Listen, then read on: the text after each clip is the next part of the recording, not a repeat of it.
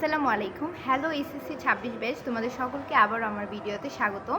আজকে হচ্ছে আমি তোমাদের যেহেতু ২ জুলাই থেকে পরীক্ষা শুরু হতে যাচ্ছে এবং প্রথম পরীক্ষা হচ্ছে বাংলা প্রথম পত্র, তাই হচ্ছে আজকে বাংলা প্রথম পত্র নিয়ে কিছু বেসিক আলোচনা করব।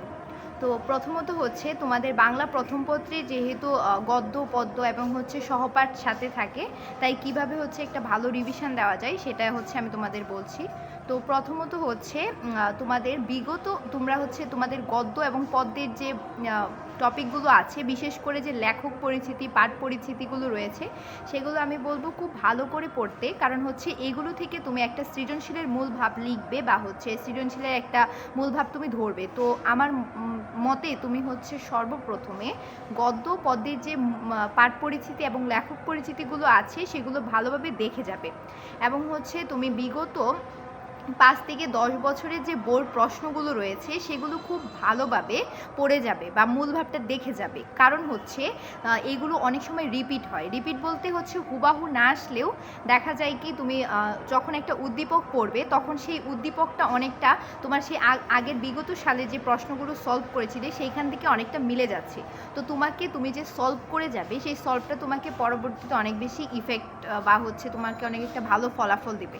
তো আমি বলবো প্রথম ৫ থেকে ১০ বছরের যে বিগত বোর্ড কোয়েশনগুলো ছিল সেগুলো খুব ভালোভাবে পড়ে যাওয়া এবং হচ্ছে পরবর্তীতে তুমি হচ্ছে তোমার যে ঘড়ি ধরে তুমি ২ থেকে ৩টা বা হচ্ছে ১ থেকে ২টা মডেল কোয়েশ্চেন পরীক্ষা দিতে পারো। এখন বাংলা প্রথম অনেক বড় সিলেবাস বা সৃজনশীল রয়েছে, কিন্তু হচ্ছে পরীক্ষার আগে আমার মনে হয় প্রথম পরীক্ষা ভালো হওয়া মানে তোমার পরবর্তী সবগুলো পরীক্ষায় ভালো হওয়া। তো প্রথম পরীক্ষাটা যদি ভালো হয় তাহলে পরেরগুলো এমনিতেই ভালো হবে। তো তুমি যদি ১টা থেকে ২টা মডেল কোয়েশ্চেন পরীক্ষা দাও তাহলে তোমার কনফিডেন্স বাড়বে, তুমি কতটুকু সময় লাগছে সেটা তোমার বাড়বে। তো ১ থেকে ২টা মডেল টেস্ট তুমি পরীক্ষা দিতেই পারো। এবং হচ্ছে তোমার যে সময় চিন্তা করতে হবে।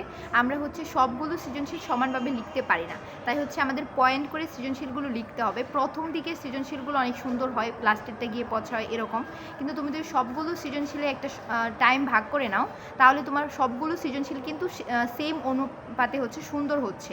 তো তুমি হচ্ছে আমার মতে তুমি যদি পয়েন্ট করে লিখো এবং একটা গোছালো লিখো তাহলে হচ্ছে টিচাররা অনেক সময় অনেক খাতা পড়ে বা হচ্ছে অনেক খাতা প্রশ্ন একসাথে দেখতে দেখতে অনেকে বোরিং হয়ে যায়। তো তুমি যদি হচ্ছে তোমার খাতাটা একটু গোছানো থাকে বা হচ্ছে তুমি পয়েন্ট করে লিখো, তোমার লেখাটা যদি ফ্রেশ থাকে, লেখার প্রেজেন্টেশনটা যদি ভালো থাকে, তাহলে হচ্ছে অনেক টিচার তোমার খাতাটা সবার লাস্টে থাকলে বা মাঝখানে থাকলেও খাতাটার প্রতি একটা অ্যাট্রাকশন ক্রিয়েট হয়, যার ফলে হচ্ছে তুমি একটা ভালো মার্কস ক্যারি করতে পারো। তো আমি বলবো হচ্ছে খাতার প্রেজেন্টেশনটা তোমাকে অনেক ভালো রাখতে হবে। খাতাতে হচ্ছে তুমি পয়েন্ট করে সুন্দরভাবে উদ্দীপকে কী চেয়েছে বা হচ্ছে তুমি পাঠ্য বই থেকে কী পেয়েছো এবং উদ্দীপক আর পাঠ্য বইয়ের কম্পেয়ার করে তুমি কী পাচ্ছ এই কথাটা তোমাকে সুন্দরভাবে লিখতে হবে। অনেক টিচার হচ্ছে মেন পয়েন্ট দেখে জাজ করে যে স্টুডেন্ট আসলে প্রশ্নটা বুঝতে পেরেছে নাকি পারেনি। যেহেতু 7টা সৃজনশীল থাকে, আবার অনেক খাতা থাকে, সবগুলো পড়া অবশ্যই পসিবল হয় না। তো এই জন্য আমি বলবো তোমাদের খাতার প্রেজেন্টেশনটা খুব ভালো রাখবে। এবং সর্বশেষ হচ্ছে বাংলা প্রথম হচ্ছে সহজ হবে ইনশাল্লাহ, ঘাবড়ানোর কোনো কারণ নেই। তুমি ভালোভাবে প্রিপারেশান নাও, ভালোভাবে পরীক্ষা দাও। মনে রাখবে প্রথম পরীক্ষা ভালো হয়েছে মানে সবগুলো পরীক্ষায় আলহামদুলিল্লাহ ভালো হবে। তো প্রথম পরীক্ষার জন্য তোমাদের অনেক অনেক শুভকামনা। খুব ভালোভাবে পরীক্ষা দাও, ভালোভাবে প্রিপারেশান নাও। সবাইকে ধন্যবাদ।